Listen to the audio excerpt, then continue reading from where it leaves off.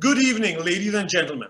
Our second session today is Drawing Words, Drawing Words, the graphic novels of Amruta Patil in conversation with Vivek Menezes, introduced by Devdutt Patnaik. Celebrated graphic novel author and painter, Amruta Patil speaks of her work around text and image, myth and memory, which has informed the body of her oeuvre.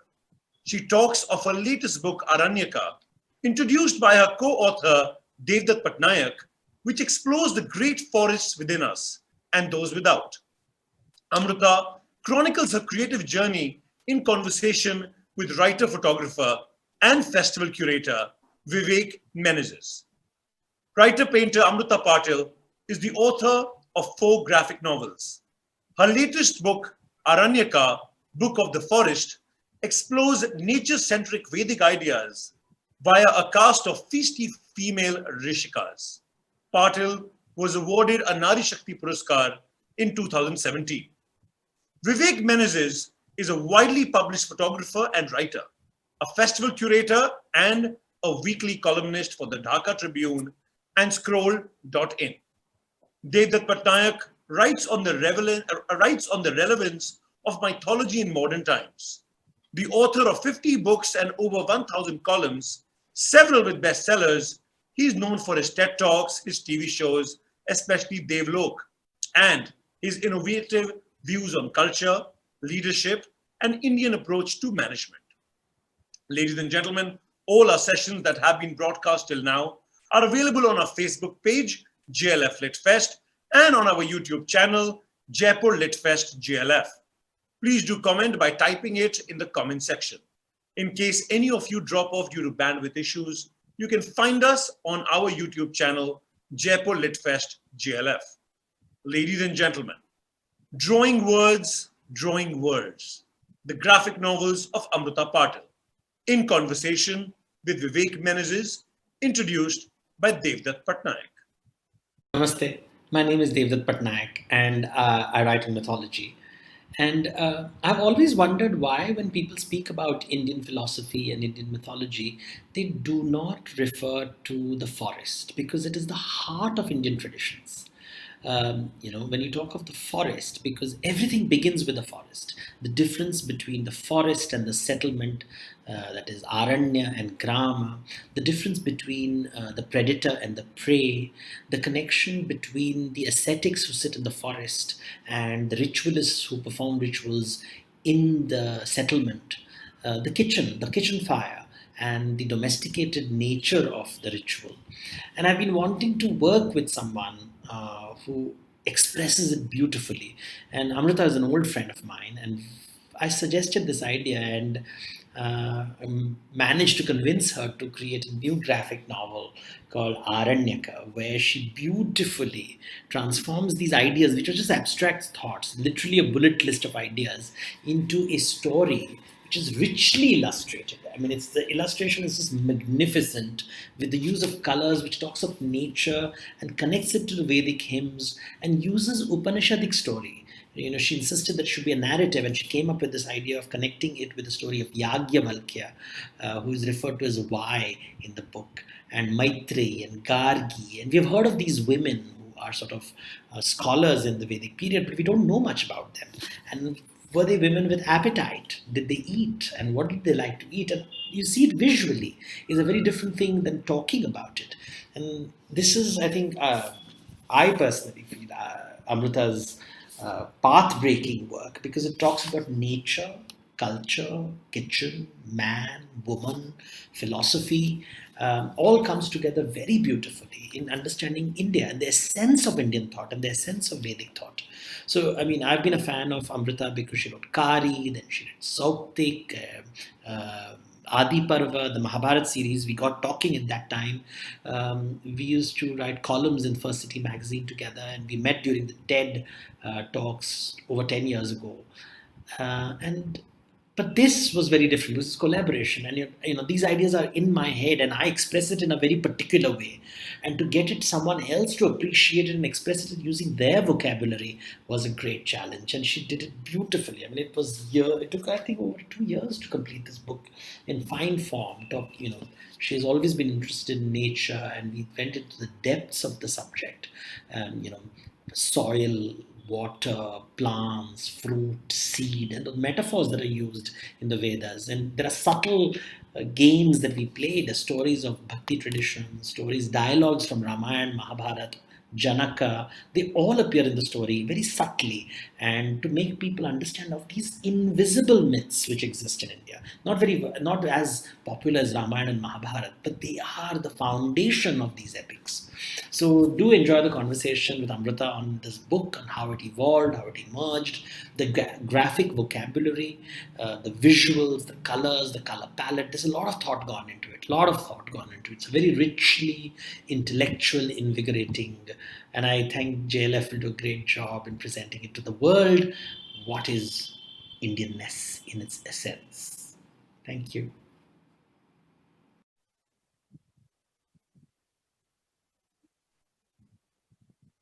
Hi, everyone. Greetings from Goa. Thank you very much, Ankur, for that introduction, and to the outstanding JLF team for inviting me. It's a privilege to be in conversation today about a most wonderful and unique book, and with one of my favorite artists working anywhere in the world today, and certainly someone who is unique and a particular treasure when it comes to India. Um, Amruta and I are sitting actually on opposite sides of the river here in Goa, but I'm so glad to be able to talk to people all over the world. Amruta, let's start by talking about our Aranyaka, this wonderful book that's come out into the world at a very odd time, but perhaps also an opportune time for this particular book. Let's perhaps one of the ways to start, since we've heard from Devdutt, one of the ways to start is to actually talk about Aranyaka a little bit. It's a book where both of you are billed as co-authors. In fact, you were introduced as a co-author. And of course, graphic novels as a genre very often have co-authors. There are people, sometimes someone writes the novel and another person draws the novel. I have some books, in fact, where the colorist is also mentioned as a co-author. But this is a little bit unusual. Like many of your projects, it's uniquely conceived, in which you actually wrote as well as painted or and did the artwork for the novel. Yet Devdutt has played a crucial role. Would you mind explaining a little bit about that first, so we understand just how this book came into being? It's a pleasure to be here, and I'm glad that These are pages from Aranyaka. Yeah, so wonderful to be here, and happy that Devdutt got a chance to be here virtually, if not in person. So it's a very peculiar book. We don't do typical, right? So it is a book which at its core is about, I mean, it has multiple strands, the ecological, the philosophical, the gender track. It has multiple tracks going on at all times. But fundamentally, what this book is about the act of truly learning how to see the other, to do darshan in its truest sense. And why this book became essential is Devdutt and I have been friends for a long time, and our conversations have been about many things over the last decade. But one of the things that we both, although we are as different gets, one of the things we have always concurred about is a trait of wanting to understand the world rather than sit in judgment of it, a desire to basically not speak the language that is mercantile and punitive and judgy, but more the language of fakirs and seekers and those in the quest of wisdom. So that is where the coinciding of interests happened.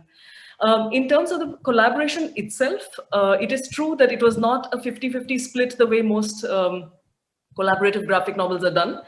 The way Devdutt actually collaborated was in the DNA of the book, in the forming of its spinal cord, so to say.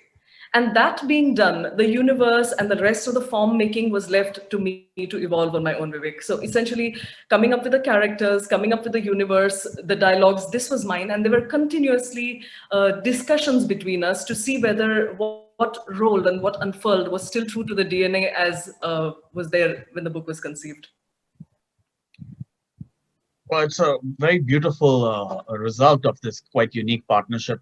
I'd like to ask you several separate questions about Aranyaka. But perhaps one of those things that we should address right away is the fact that it came into this world in a very, unique time. We've never had anything quite like this pandemic situation. I know the book started to kind of come out into the marketplace at the beginning of this year, but really it's come into full flow now. Um, uh, do you feel and its message is something about nature, as nature is kind of a character. Do you feel that message is especially, do you feel like it in a way it was suited for this moment, that its message is appropriate for the times that we find ourselves in? Strangely enough, I think that is absolutely true, Vivek. The book, while it uses, personifications, it talks about three women, one who's bodily large, one who's lean, one who's logical, analytical. It personifies that, but fundamentally, it is about three different kinds of mind and three different kinds of, ways of engaging with the world. And a lot of the book is about essentially the protagonist seeking a kind of center, seeking a kind of seeking her place in a world that was not just of a man-made construct. And as it has turned out in the last 7 months, 8 months, strange as it has been, all of us have actually forged that same connection with what is inside of us, what is essential, and just the simple things of life. Watching the details unfold with the weather, watching the things, once the franticness of the monkey mind has been kept aside, we have all been centering and dealing with the essentials. And I think that is really what the book is about. Uh, and that I would say that definitely shows. Um, Amruta, you became a graphic novelist quite a while ago. I mean, you're well known as India's first female graphic novelist, and we talk about that and your first book. Um, but this book represents, in a way, doesn't it?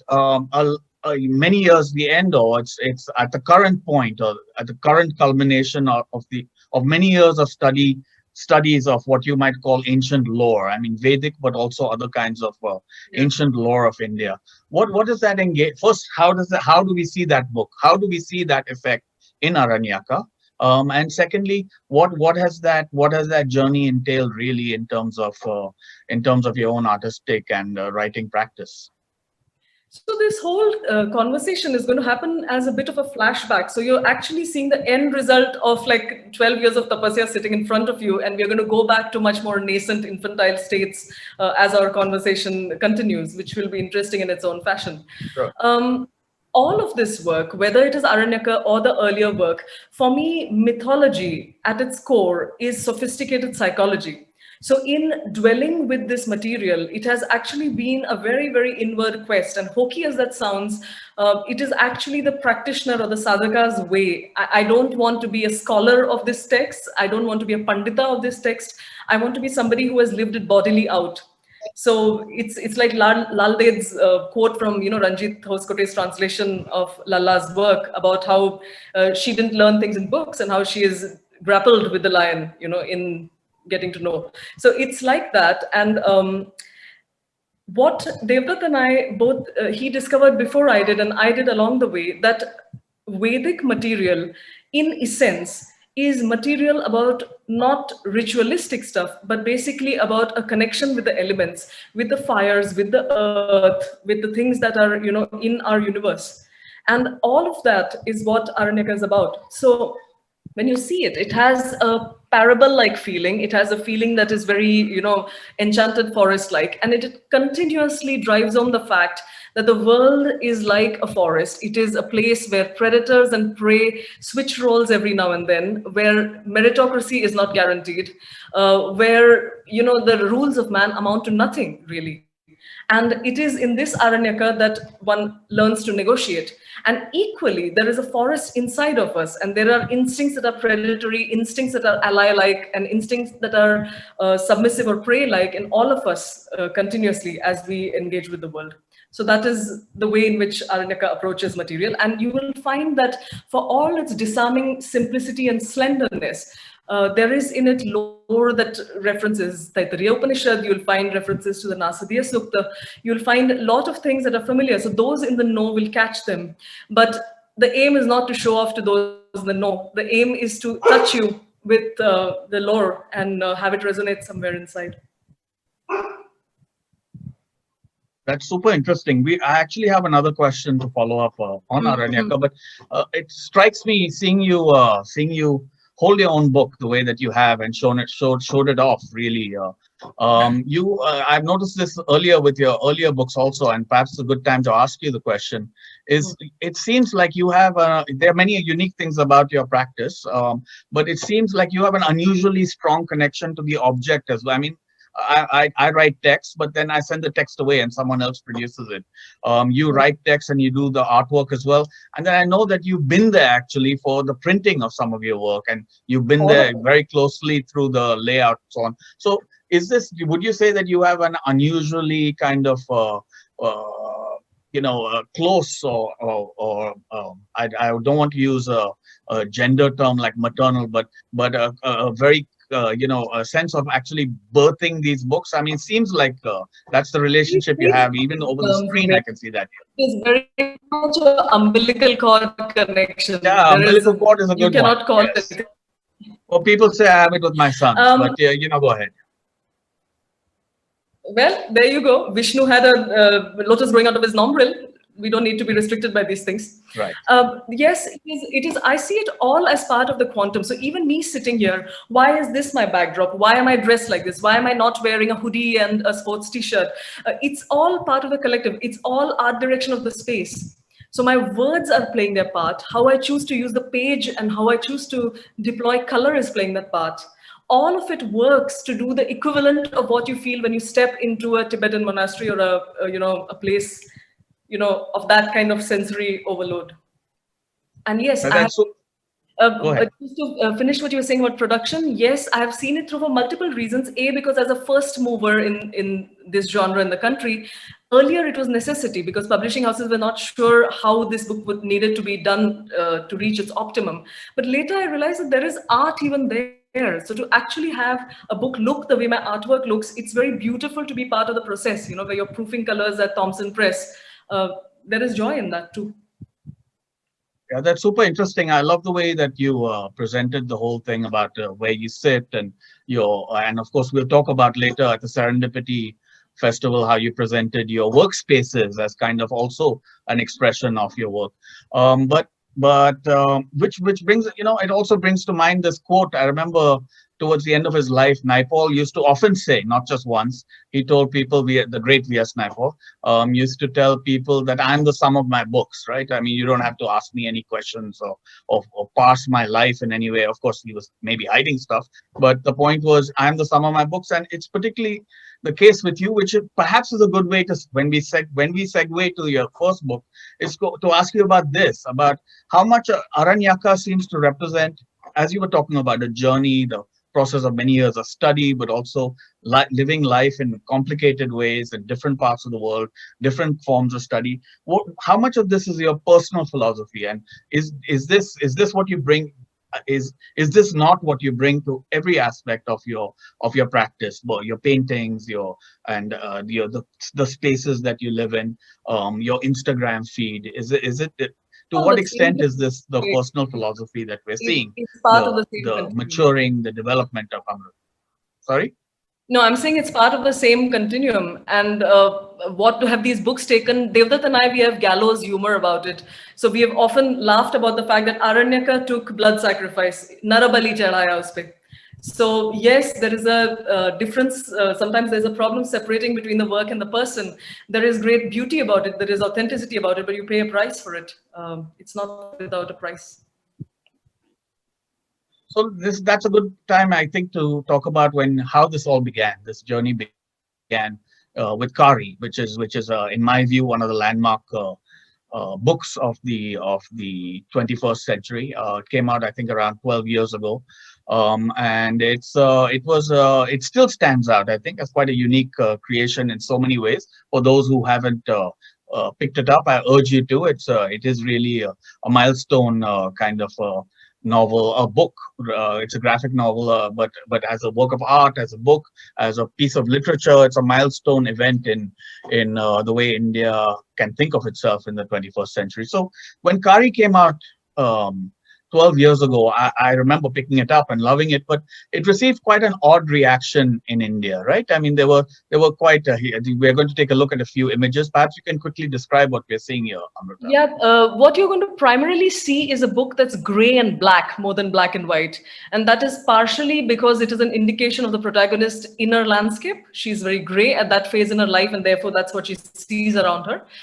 You can run through the images. You will see a style that is markedly different in the books that come after it. It is more comics in that sense. It is very young in that there is a lot of mirroring of personal experience. I mean, how do you fight that in a first book? It's not a milestone, it's sometimes even a millstone, because when you're loved for something that you did that early, it can be a bit frustrating because I'm 20 years older. You cannot keep loving a picture of me when I was 13 years old, you know? So it's a book about a queer protagonist in an urban space. She's grappling with the city. Again, much like Aranyaka, her physical environment is as real to her as any person is. She finds poetry in the middle of dreariness. She tries to find moments that are magical to leave in the palm of a lover. The book is as much, so it's got a queer protagonist. It's not a coming out or a coming, that typical kind of a coming out of the closet kind of a book. She asserts her sexuality sans apology and as if it's matter of course, which is the way I like to do things with my own politics.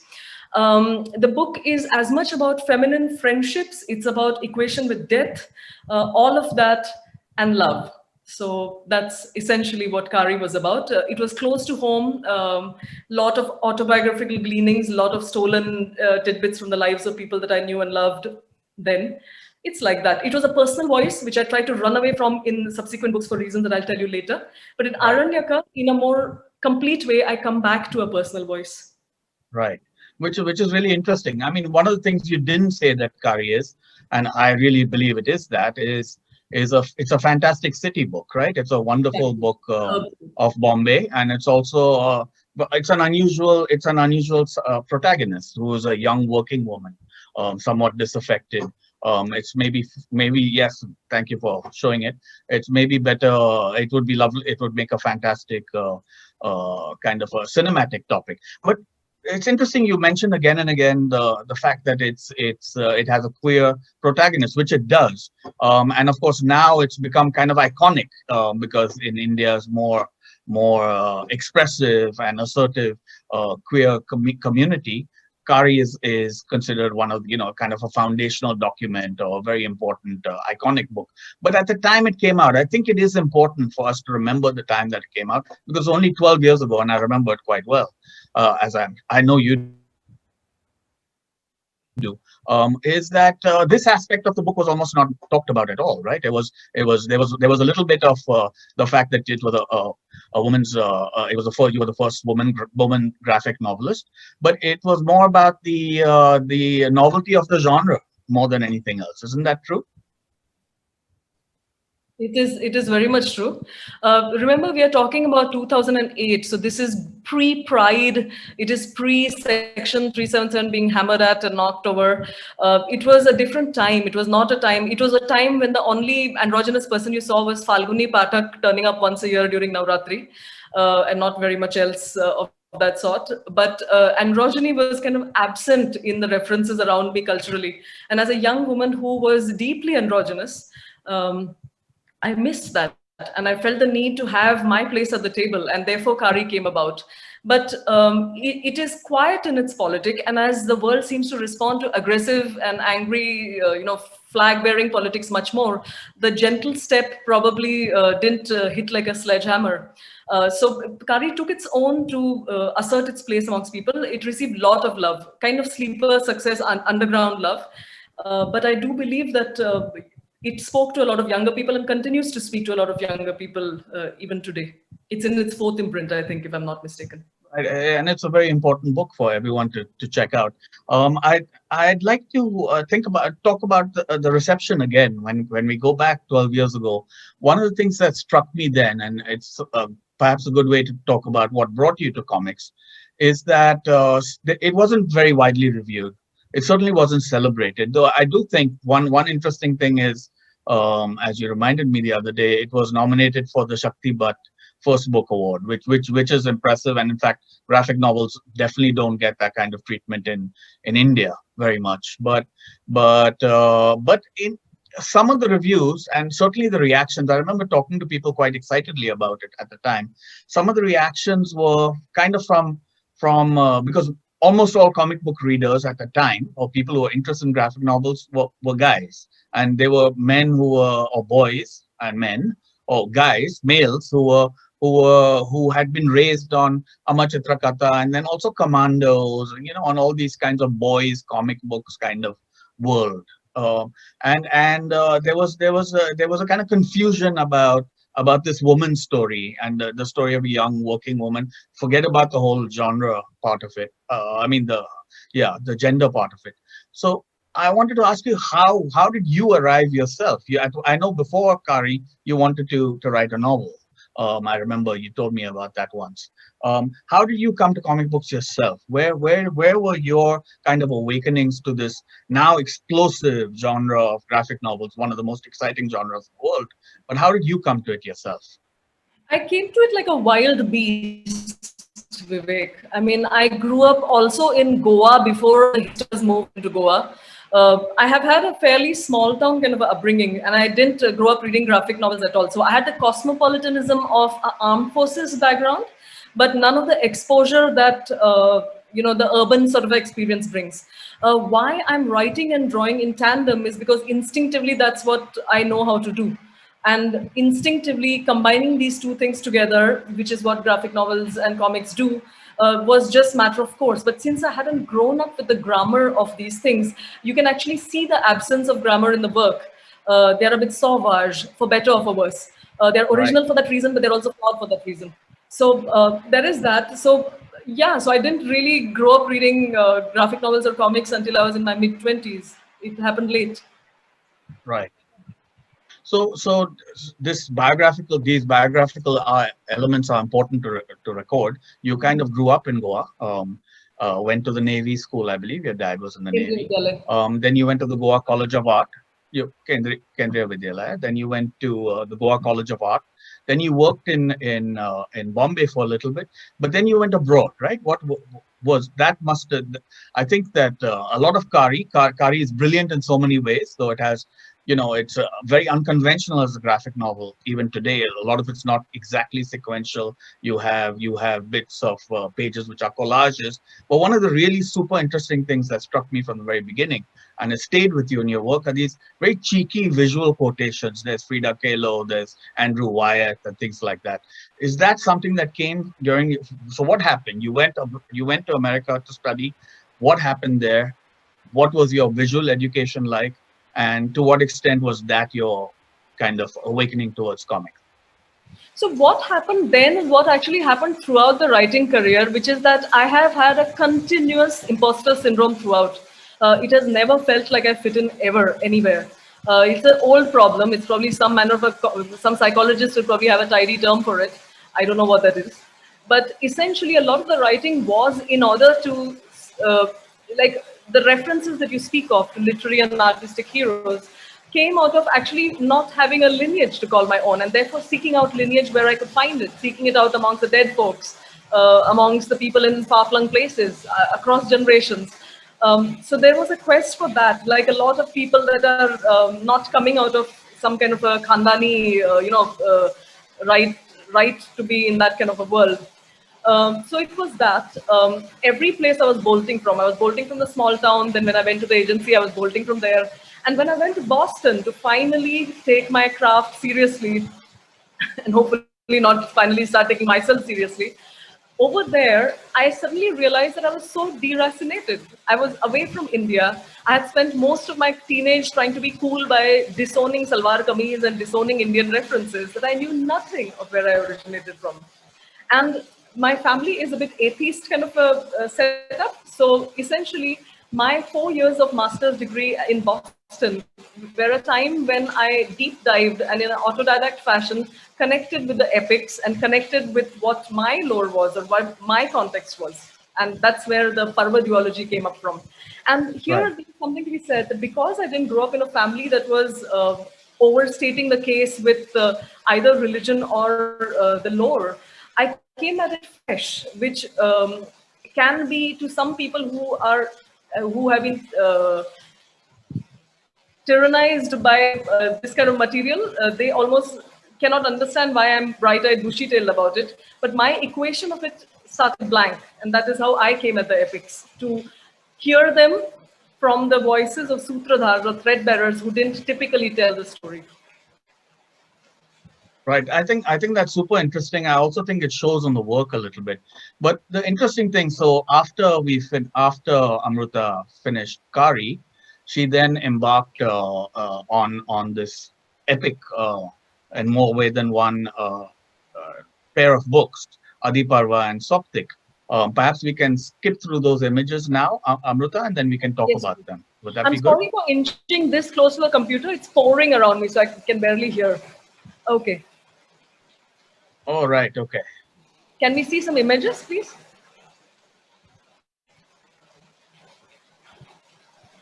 Okay. Yeah. So while you look at the images, you will see that one of the fundamental differences is in just the way the pages look. They are lush, they are in full color. You will see that they don't look like Kari in the slightest. And that was for a very simple reason, that when I started telling the stories from the epics, uh, partially I wanted to be as far away from the first person voice as was physically possible. Because in writing Kari and in the reception that it received, I felt like I had removed a layer of skin, and I didn't want that anymore. And I wanted to turn the gaze away from myself and turn the gaze towards the world at large. And to me, working with mythological material was a very good way to do that. We can continue to look at the slides from the Parva books.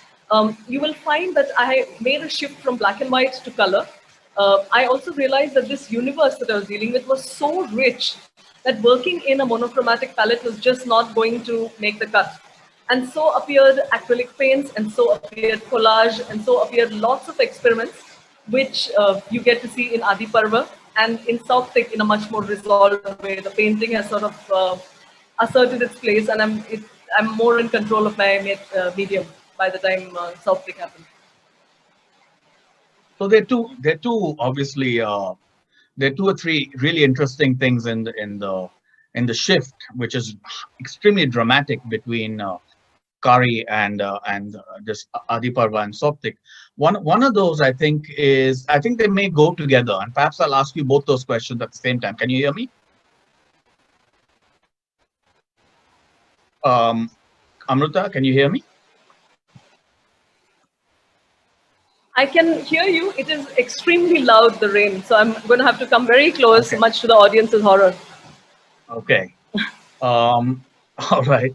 Well, the two questions are, as you switch from Kari to Adiparva and Soptik, there are two things that happen, and I think they may go together. And perhaps you can explain about both of them at length. One is Kari has this graphic design element to it, and there's a lot of it that's experimental, Yes. and also some of it is actually quite like comic books or quite like bande dessinée, and of course Kari was very Yeah. successful. But when you switch to Adiparva and then and Soptik, the entire process, the technique becomes far more painterly. I would say actually it becomes you're one of the more Yeah. painterly graphic novelists in the world at the Mm. moment, certainly. And that is something that's very, I think, important and to recognize. So I'd like you to talk about that, but I know that this also Someone who's a like. in love with painting. Right, right. But I wanted to ask you the second question. Perhaps you can put them both together.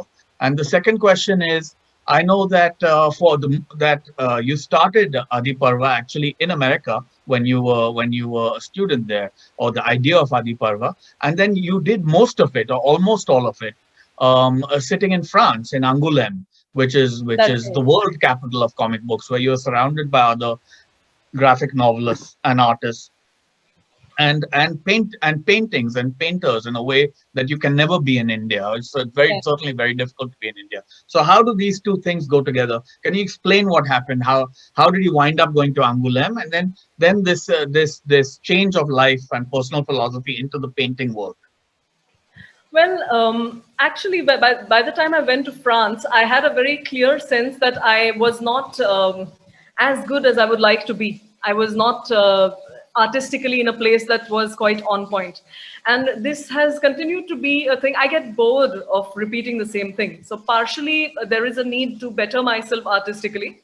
But equally, there is a need to entertain myself or to learn something new en route, which has marked all my work, which is why all four books are quite distinctly different. There is very little in common between them. What happened in France was that I was surrounded by people that were practitioners of the medium. They were authors of bande dessinée. They were people that came from a lineage. So they worked within a template. And it grated at me the way that that template was lionized. So while I learned techniques, it was more from the master painters, it was more from the Gauguins and the Odeon Redons than necessarily from the ones doing comics. And there was much that I learned about finesse, but I was increasingly restless about the boxiness of the form. And if I could help it, I wanted to break from that boxiness as much as possible. And my efforts in the Parva books were really a way to break out of the medium. So break out of the cases that are rectangular, do a lot more bleed images, use a form that was different, because that is not the way one expects these stories to be told. And why must the way one them to be told? So for example, between Adi Parva and Sauptik, you'll see experimentation happening even there. So in Sauptik's pages, there is a desire to use organic forms to create divisions on the page space. So there are those kind of experiments going on. They continue in Aranyaka too. Right. I guess we don't have a ton of time actually, but I wanted to. There are 2 or 3 questions which are tangential to your work, but I think people would love to hear from you about them. One is you've talked about this really profound development has taken place in your own practice, where you've gone from a kind of almost one end of the medium to an entirely other end of the medium, and created a visual language of your own, which we'll talk about in the final segment. But this doesn't seem to have happened, and we don't have to spend too much time talking about specific names, but it doesn't seem to have happened in the Indian graphic novels and comic books genre. One of the great disappointments for me, certainly as an avid consumer, I have shelves full of graphic novels from around the world, is that your work, Sarnath Banerjee's work, initially seemed to herald, and with Indian obsessiveness with comics, which I certainly grew up with, seemed to herald that there was going to be the kind of dramatic expansion of the medium in all kinds of different directions that you've seen in other parts of the world. And we do have very fine very fine exemplars here, but it doesn't seem to have happened. Why is that happened? Why is there something about the genre? Because I have a compassionate view of this.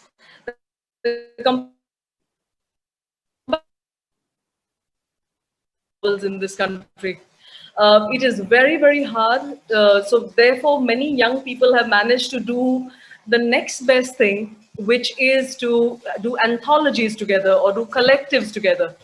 But to be an author that does a full-fledged work, which is in this form, is expensive, it's time-consuming, and the rigors of what it takes are not sustainable for the kind of monies that are involved. And I think that is primarily the reason why you find not so much work going on over there. It's very, very hard to make ends meet. So if I have managed to make ends meet, it is because loving people have lifted some load en route, and it is because I live like a hermit. So between these two things, that is why I've been able to do it. But I understand why others are not able to devote enough time. Right. It is a unfortunate lacuna because, as you know, in other parts of the world, in other parts of Asia, in fact, leaving aside Japan, in other parts of Asia, you have really wonderful books coming out. And as we've discussed before, in the last year or two, you've had a book win the Woodhouse Prize for the best That's comic right. novel. You've had a book nominated for the Booker Prize, Nick Dernasso's fantastic Sabrina. You've had a book which was submitted as a PhD thesis and get accepted, or dissertation Yeah. get accepted. And there's obviously tremendous amount of scope and talent in India. I do see some of it happening in short forms, but it's not happening on a bigger form. Which brings us to a good question. I think this is very important because we're talking about But a can I say largely one unknown. thing important? Sure, Can I say one sure. thing that pertains to what you see? Please, What I please. find really peculiar is that a medium like graphic novels requires twice as much from a person who's getting it, and yet it is considered half as serious. And I've always have found that a very perplexing thing. If anything, like the fact that it is seen as somehow lowbrow or less than serious literary fiction, or that it won't get nominated for consideration for literary prizes, not that those mean very much. It's one of the mysteries to me that it could be considered half something rather than double something. Right. Well, I'm quite a lot older than you, and I happen to remember the 70s. I think part of it is actually a kind of genre discrimination. I know when I was growing up, reading comics was, it was considered quite a skeevy activity. I mean, like maybe a cut below smoking. I mean, comic books were like that meant you were really wasting your time, kind of thing, and that may be a hangover. But since we're talking about this right now and in this genre, and there's so many people around who I hope will see this at some point, they should know that the genre has produced some absolutely wonderful books all over the world. And one of the great things about the time we live in, even in lockdown, is you can actually order these things and they come to you in many bookshops. Certainly the now demised Wayward and Wise in Bombay, but many others stock wonderful collections of graphic Blossoms in novels. Bangalore. Sorry, are there any Blossoms in graphic Bangalore has also been. Blossoms? Blossoms is wonderful. Yes, I have a lot from Blossom.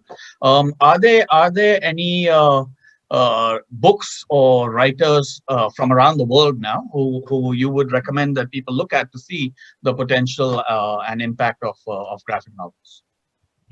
Oh, there are several. I think that for me, closest, Julie Marot's most recent work, Corpse Sonore, which means body music. I really like that one. I like some of Craig Thompson's work. I really like a book, Moji Comics, which was a couple of years old. So there are all kinds of stories being told in this form. Joe Sacco's journalism is really special. The list is long. It's a long list, and they're very diverse, and they effectively and robustly take on all kinds of themes and all kinds of literary media and deal with them in the graphic form. Yeah, I must say here, um, hopelessly, I guess, that I often buy graphic novels for my children because it's a way for them to, like, my 12-year-old has read a lot about Syria or Iraq or countries in Africa, which he never would if I gave it to him in a all text format, but he does in comic books. Which is not to say that they are for children, but it's a wonderful way to explore these mediums.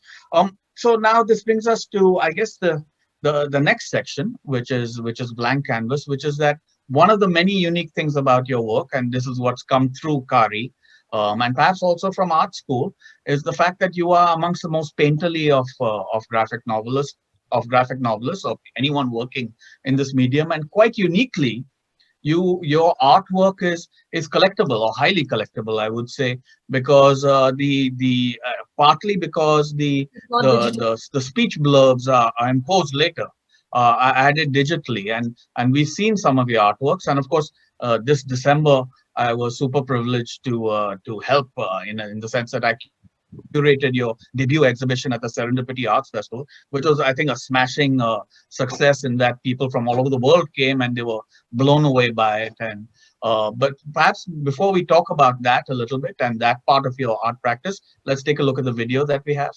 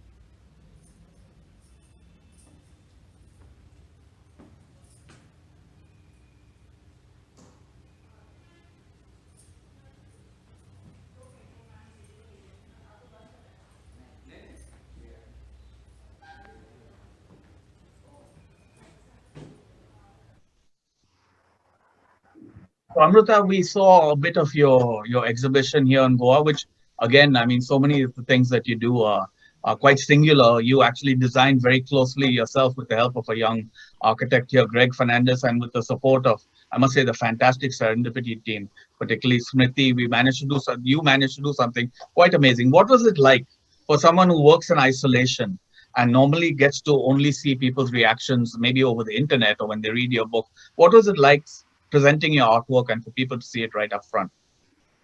So, Vivek, you very coyly don't mention that you have a big part to play with me having a not very functional attitude towards the artwork anymore.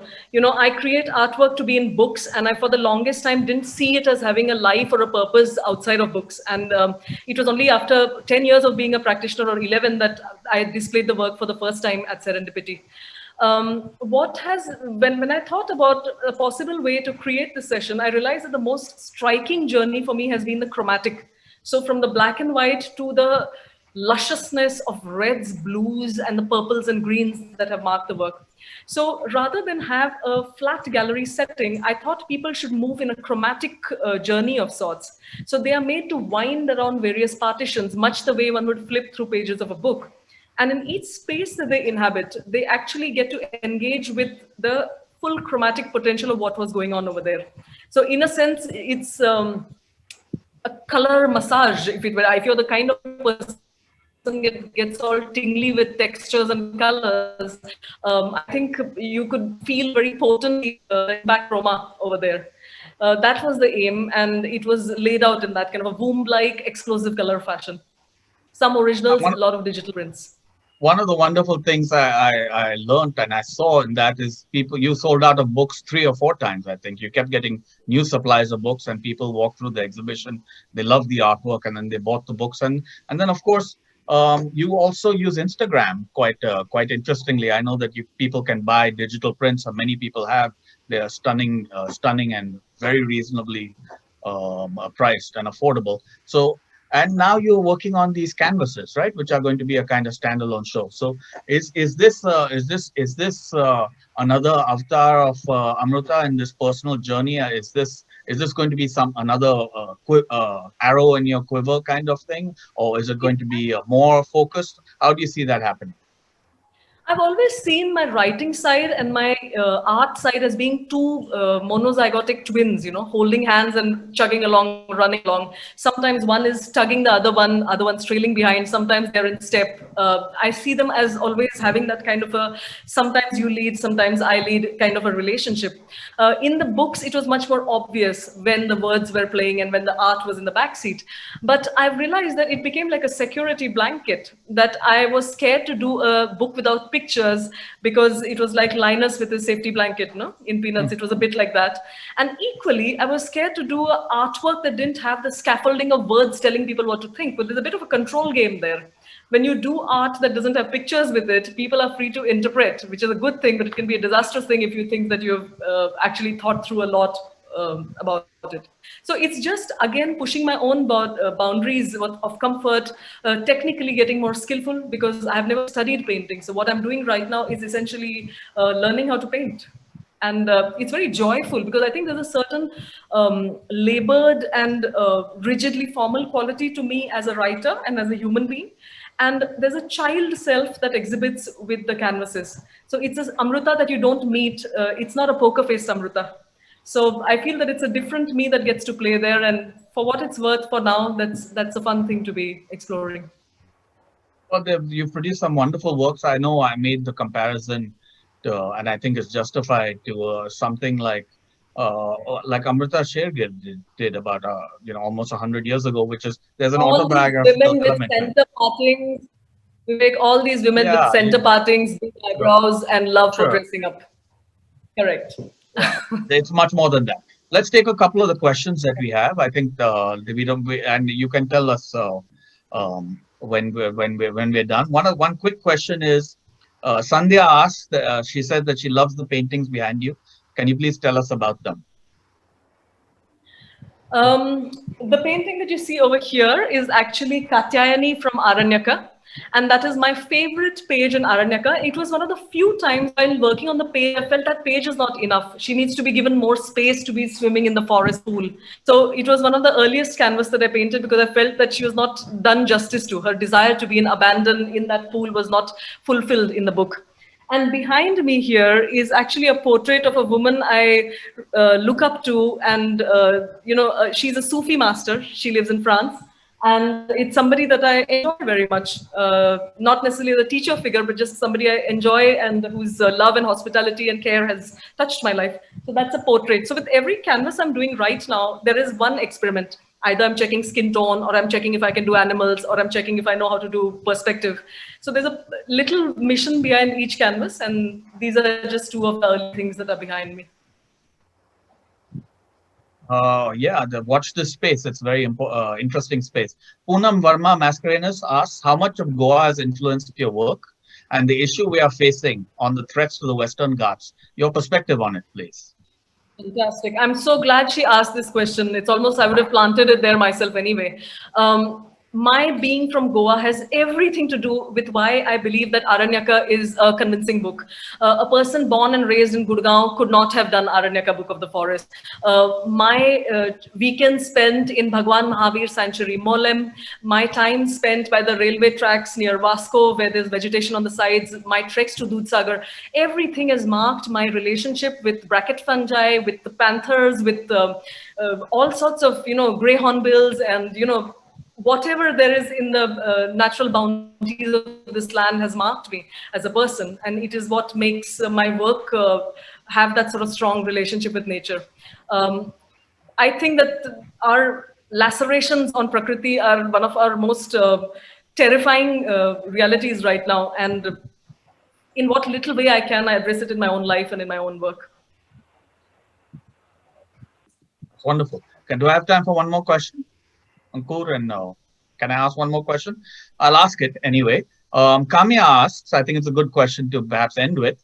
Will you ever tell the story of the ongoing pandemic through your drawings? How does the pandemic affect you? Wow.